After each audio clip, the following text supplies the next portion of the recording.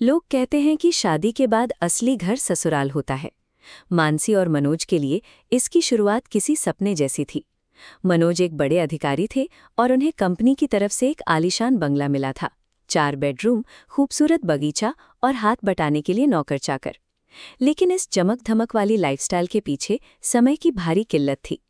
Factory और bank की जिम्मेदारियों के बीच दोनों इतने व्यस्त थे कि अपनी 7 साल की बेटी को दादा दादी के पास छोड़ने के अलावा उनके पास कोई रास्ता नहीं बचा था।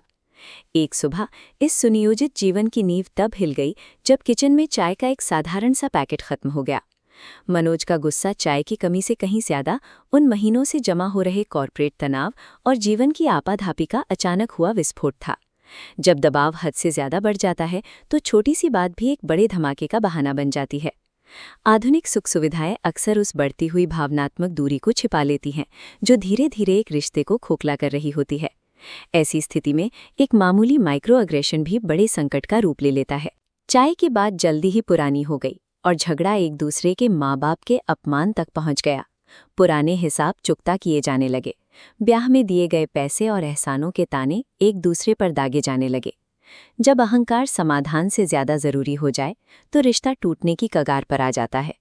अहंकार जब बड़ा होने लगता है तो वो साझा जगह खत्म हो जाती है जहां कभी प्रेम और समझदारी हुआ करती थी।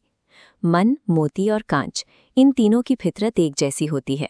अगर ये एक बार टूट जाएं तो इन्हें दोबारा जोड़ना नामुमकिन सा हो जाता है, और अगर जुड़ भी जाएं तो दरारें अपनी मौजूदगी का एहसास कराती रहती हैं।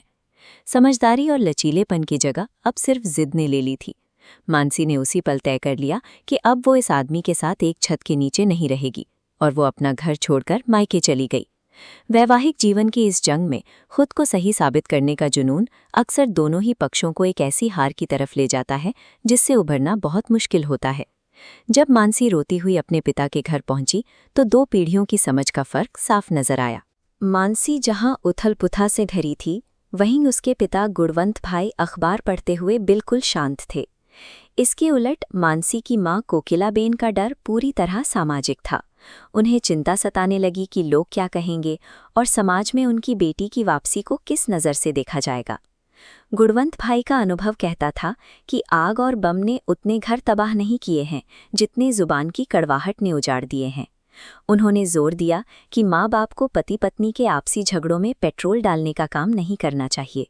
उनका तर्क सीधा था, इस दुनिया में कोई भी इंसान बिना खामियों के नहीं है। अगर हम सिर्फ एक दोष रहित साथी की तलाश करेंगे तो हमें पूरी उम्र अकेले ही गुजारनी पड़ेगी। रिश्तों की असल खूबसूरती एक दूसरे की गलतियों के साथ तालमेल बिठाने में है, न कि उन्हें सुधारने की जिद में। मायके की सुरक्षा और अपनी नौकरी के बावजूद मानसी के लिए रातें भारी होने लगीं।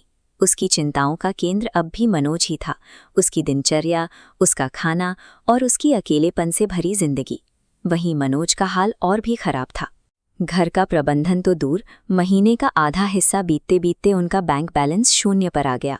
उनकी बचत खत्म हो चुकी थी। दोस्तों से उधार मांगते वक्त होने वाली शर्मिंदगी ने उनके अहंकार की परतों को धीरे धीरे छीलना शुरू कर दिया।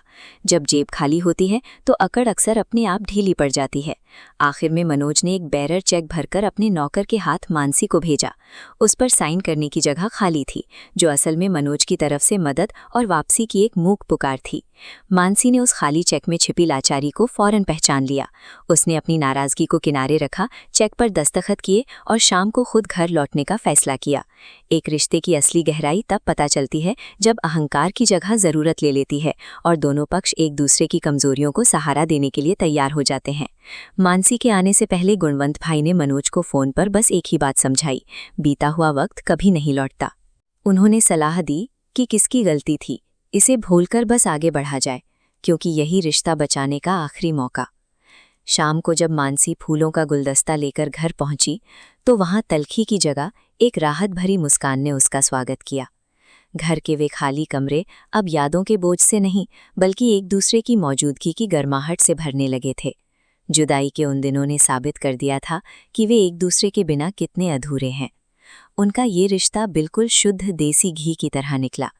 घी हालात और तापमान के हिसाब से अपना रूप बदलता है।